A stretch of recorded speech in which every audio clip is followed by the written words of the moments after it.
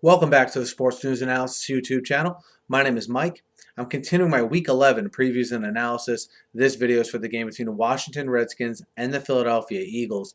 This game will take place at Lincoln Financial Field in Philadelphia. They come in with a record of 5-5, and the Redskins come in with a record of 3-6. And first with the Eagles. The Eagles, obviously, the story for the Eagles has been Nick Foles. 16 touchdowns, 0 interceptions so far this season. 10 of those touchdown passes coming in the last 2 weeks. And you've seen this offense and this team develop a lot of consistency here in the last month or so. The offensive consistency started when Nick Foles became the quarterback. And I've been saying for weeks and weeks on this channel, if you listen to it, that you don't need an overly athletic quarterback to run Chip Kelly's offense. It's sort of a bit of a misnomer. You need a guy who can deliver the ball and be accurate, okay, and take the deep ball when it's there. And that's exactly what Nick Foles has done here since he's been inserted as the starter. And you saw LaShawn McCoy have his first big game with Foles as the quarterback last week, which I think was a good sign for them. Okay, they lead the league in rushing here, and I expect that to be a big factor here in the game against Washington. That offense as a whole against a Washington defense that has been horrible this year. And while Philly's pass defense has been really bad, they've gotten better in the run defense department. I don't see any signs of a Washington team who just let up 34 points to the Christian Ponder-led Vikings. I don't see any sign of that defense turning it around.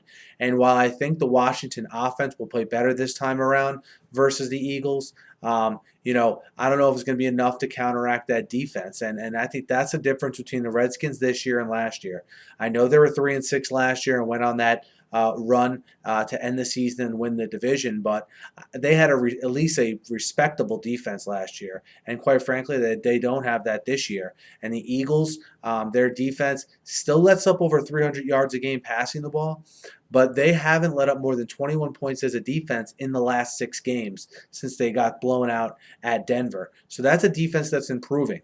Todd Bowles comes in, puts the 3-4 defense in with a lot of new personnel, and you see them getting better week by week. I don't see that with Jim Haslett's unit in Washington. RG3 might have had his best statistical game of the season in his last game, 287, 3 touchdowns, no interceptions. Alfred Morris went for over 125 yards, and they still lost. So, that's the kind of thing I'm talking about with this defense. Can they make the big stop when they need to?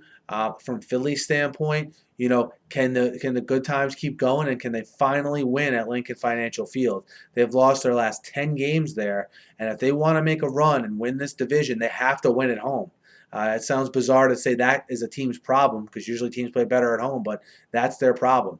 Can they win on the road, and can the Redskins defense can the Eagles win at home, and can the Redskins defense show up? Those are the 2 big question marks in this game for me.